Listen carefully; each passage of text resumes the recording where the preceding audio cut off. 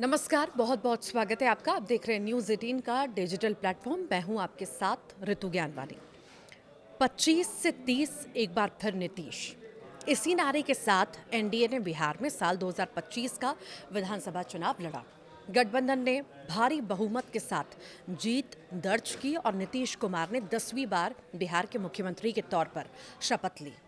बीते लगभग 2 दशकों से बिहार की राजनीति की धुरी बने हुए नीतीश कुमार को शपथ लिए हुए 105 दिन गुजर चुके हैं और अब वो राज्यसभा जाने की तैयारी में हैं। उनके इस फैसले ने कईयों को चौंकाया है, खासकर उनकी पार्टी के कार्यकर्ताओं को। उनकी पार्टी के कार्यकर्ताओं में रोष है, नाराजगी है और इस बात को लेकर गहरा असमंजस भी है कि आखिर इतना बड़ा फैसला इतनी अचानक कैसे और आखिर क्यों लिया गया। नीतीश कुमार के सोशल मीडिया पोस्ट के मुताबिक वो अपनी स्वेच्छा से संसद के ऊपरी सदन का सदस्य बनना चाहते हैं, लेकिन पार्टी के कार्यकर्ताओं के लिए ये स्वीकार कर पाना मुश्किल हो रहा है। बाहर से आए एक कार्यकर्ता ने कहा है कि नीतीश कुमार के राज्यसभा जाने की खबर सामने आने के बाद से उनकी होली की खुशी गायब हो गई है। वो कहते हैं ये फैसला नीतीश कुमार का नहीं है। अगर वो फैसला लेते भी तो होली के बाद कार्यकर्ताओं और पार्टी के लोगों के साथ रायशुमारी करने के बाद लेते। रात में मैंने जैसे ही न्यूज़ देखी, सुबह आनन फानन में पटना पहुंचे। विश्वास ही नहीं हो रहा कि ऐसा कुछ हुआ है। 4 मार्च की रात टीवी चैनलों पर नीतीश कुमार के राज्यसभा जाने की खबर सुनने के बाद 5 मार्च की सुबह जेडीयू दफ्तर और एक अणमार्ग पहुंचने वाले वो अकेले कार्यकर्ता नहीं हैं। सैकड़ों की तादाद में जेडीयू कार्यकर्ताओं की भीड़ 5 मार्च की सुबह से ही पार्टी दफ्तर और एक अणे मार्ग स्थित मुख्यमंत्री आवास के बाहर जुटना शुरू हो गई थी। सीएम आवास के बाहर तो हालात ऐसे बन गए कि पुलिस बल की अतिरिक्त तैनाती करानी पड़ी। यहां तक कि कार्यकर्ताओं के वहां खड़े रहने पर भी पाबंदी लगा दी गई। रही बात जेडीयू दफ्तर की, तो नाराजगी में डूबे कार्यकर्ताओं ने यहां तोड़फोड़ भी की है। राज्यसभा नामांकन के लिए जब गृह मंत्री अमित शाह के साथ नीतीश कुमार का काफिला सीएम आवास से निकला तो बाहर कार्यकर्ताओं ने अमित शाह और ललन सिंह मुर्दाबाद के नारे भी लगाए। तो वहीं कुछ नारे ऐसे भी कि वोट हमारा, राज तुम्हारा नहीं चलेगा, नहीं चलेगा।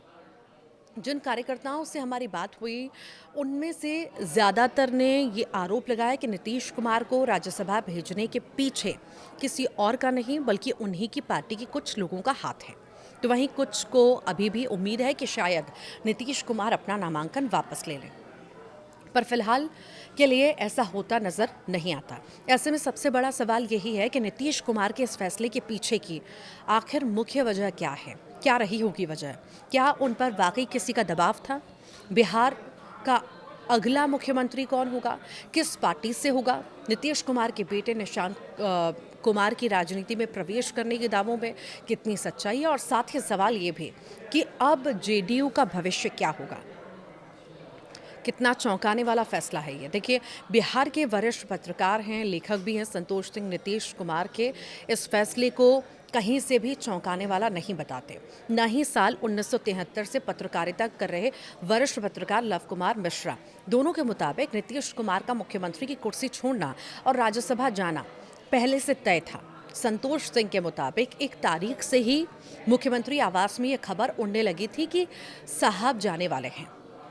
तो आखिर नीतीश कुमार के इस निर्णय के पीछे क्या वजह रही? तो संतोष सिंह इसके पीछे के कुछ मुख्य कारण गिनाते हैं। पहला यह है कि राज्यसभा की वैकेंसी लगभग हर 2 साल पर आती है, तो अगर इस वाली वैकेंसी में नीतीश कुमार नामांकन नहीं भरते तो उन्हें 2 और साल का इंतजार करना पड़ता। दूसरी कि उनकी सेहत जवाब दे रही थी, वो फैसले लेने में उतने सक्षम नहीं रहे हैं जितना कि पहले वो हुआ करते थे।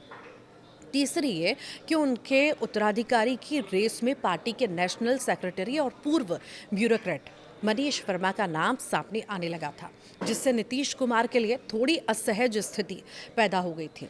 और इसके बाद उनके बेटे निशांत कुमार को राज्यसभा भेजने की चर्चाएं होने लगी, पर निशांत दिल्ली जाने के लिए तैयार नहीं हुए। नतीजन ललन सिंह, संजय झा, विजय चौधरी जैसे लोगों ने नीतीश कुमार को मनाया और ये भरोसा दिलाया कि उनके लिए राज्यसभा जाने का यही सही समय है। संतोष सिंह ने यहाँ इस तथ्य पर भी ध्यान खींचते हुए कहा कि नीतीश कुमार के बाद जेडीयू को जेडीयू की जो लीडरशिप है उसके बीजेपी के साथ बहुत सहज रिश्ते हैं।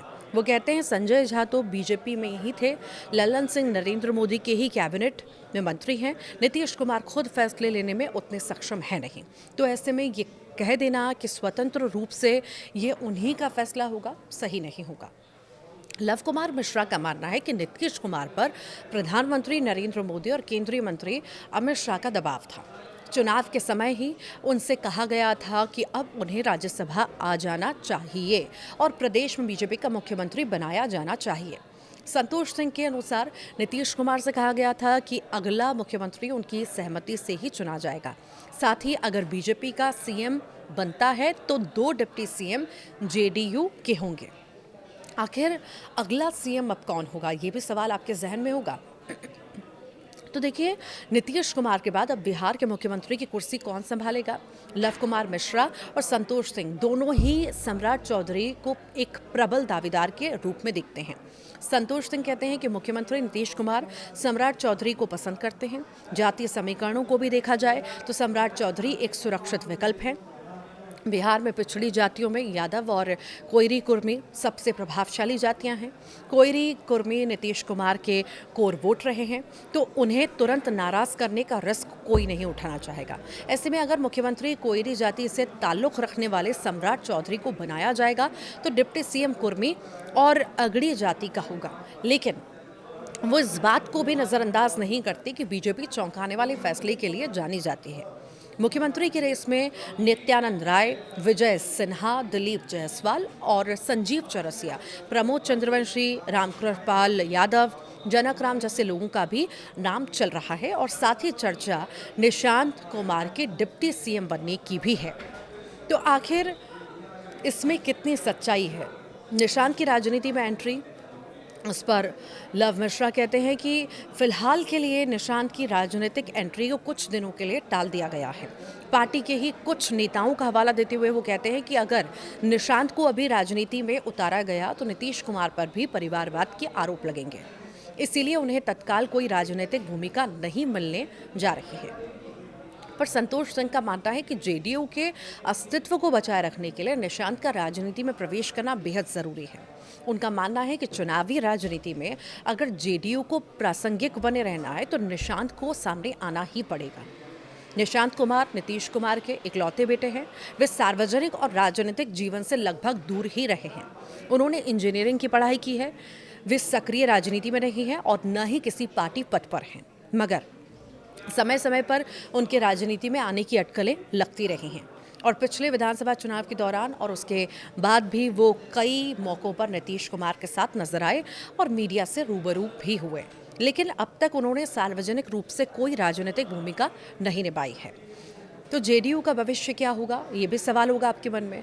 तो रहा सवाल पार्टी के भविष्य का, तो संतोष सिंह कहते हैं कि साल 2030 तक पार्टी को कोई दिक्कत नहीं होगी और अगर निशांत सक्रिय राजनीति में उतरते हैं, साथ ही 5 साल में एक परिपक्व नेता के रूप में खुद को स्थापित कर लेते हैं, तो 2030 के बाद भी जदयू बिहार में एक राजनीतिक फोर्स बनी रहेगी। लेकिन अगर उनकी राजनीति में एंट्री नहीं होती तो पार्टी के लिए भविष्य चुनौतीपूर्ण होगा। नीतीश कुमार के युग का क्या अंत हो चुका है, ये भी आपके मन में सवाल होगा। तो इसी संदर्भ में कई लोग नीतीश कुमार के राज्यसभा जाने के फैसले को बिहार की राजनीति में उनके लंबे दौर के एक संभावित अंत के संकेत के तौर पर भी देख रहे हैं। गुरुवार को जब इस तरह की खबरें आईं, नीतीश कुमार ने अपना नामांकन पत्र भरा, तब वहीं मौजूद केंद्रीय गृह मंत्री अमित शाह ने कहा कि बतौर मुख्यमंत्री नीतीश कुमार का कार्यकाल बिहार के इतिहास में स्वर्णिम काल के रूप में दर्ज होगा। उन्होंने आगे कहा, इतना लंबा राजनीतिक करियर होते हुए भी उनके ऊपर कभी कोई दाग नहीं लगा। मुख्यमंत्री रूप में उनका जो कार्यकाल रहा और इस दौरान उन्होंने जो काम किए उसे बिहार के लोग न केवल याद रखेंगे बल्कि उसका सम्मान भी करेंगे। नीतीश कुमार की राजनीतिक यात्रा आपको बता दें, छात्र राजनीति से शुरू हुई। 1970 के दशक में वे जयप्रकाश नारायण के संपूर्ण क्रांति आंदोलन से जुड़े और आपातकाल के दौरान सक्रिय राजनीति में पहचान बनाई। 1985 में पहली बार बिहार विधानसभा के सदस्य बने और बाद में 1989 में लोकसभा पहुंचे। केंद्र में उन्होंने रेल मंत्री और कृषि मंत्री जैसे अहम पद भी संभाले। 2000 में वो पहली बार बिहार के मुख्यमंत्री तो बने, लेकिन उनका पहला कार्यकाल मात्र 7 दिनों का रहा। 7 साल 2005 में पहली बार बिहार के मुख्यमंत्री के तौर पर उन्होंने अपना कार्यकाल पूरा किया। मई 2014 से लेकर फरवरी 2015 के बीच के छोटे अंतराल को छोड़ दें तो वे तब से लगातार बिहार की सत्ता के केंद्र में बने रहे और राज्य की राजनीति की धुरी माने जाते हैं। साल 2025 का बिहार विधानसभा चुनाव भी उन्हीं के चेहरे पर लड़ा गया। एनडीए गठबंधन को 2/3 बहुमत से भी अधिक सीटें आईं और बीजेपी सबसे बड़ी पार्टी बनकर उभरी। इसके बावजूद मुख्यमंत्री पद की कमान जो है एक बार फिर से नीतीश कुमार को ही सौंपी गई। हालांकि चुनावी नतीजों के बाद से ही विपक्षी दलों और कई राजनीतिक विश्लेषकों की ओर से ये कहा जाता रहा कि शायद इस बार नीतीश कुमार बतौर मुख्यमंत्री अपना कार्यकाल पूरा नहीं कर पाए। अब हालात उसी दिशा में आगे भी बढ़ चुके हैं। नीतीश कुमार की केंद्रीय राजनीति में वापसी होने जा रही है, पर वरिष्ठ पत्रकारों के मुताबिक इसमें अभी कम से कम 1 महीने का वक्त लग सकता है, क्योंकि राज्यसभा का नया कार्यकाल 10 अप्रैल के बाद शुरू होगा और माना जा रहा है कि उसी के बाद से मुख्यमंत्री पद से इस्तीफा दे सकते हैं और बिहार में नई सरकार के गठन की प्रक्रिया भी शुरू हो सकती है। आप क्या सोचते हैं, ज़रूर बताइएगा कमेंट के जरिए।